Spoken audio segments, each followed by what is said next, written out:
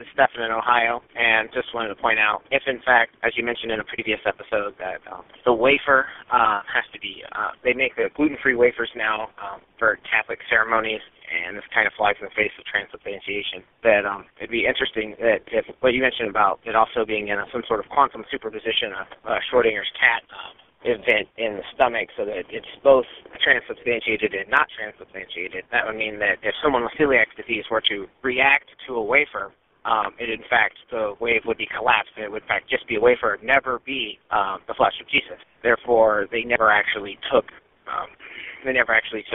communion, and I think in the Catholic religion that means you go to hell. So just an interesting concept there that, if it's in a superposition, that even if you take communion, if you get sick from it, then you didn't take communion. So all Catholics should really keep that in mind, that even if you've taken it, you may not have taken communion, but you really still don't know. Anyway, great show. Thanks, bye.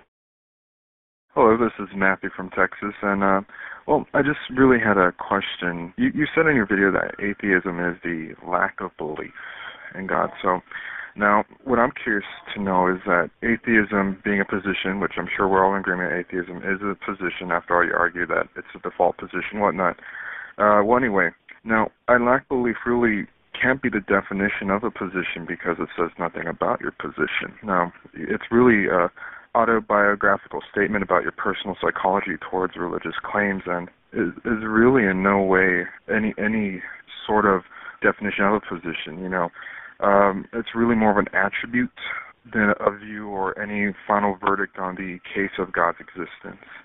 And even then, the Greek itself, points to lack of God, which is the false Greek that atheists like to hold on to, because the atheos is using the Greek negative a, and that Greek negative a has to be the negative of theos, which is affirming the existence of the deity.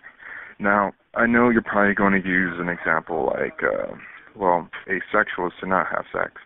But the thing is that the context is different, because sexual is to have sex, while theos is to affirm existence, one who affirms the existence. And so I'm just curious, why you still hold on to that false definition of atheism. Thanks.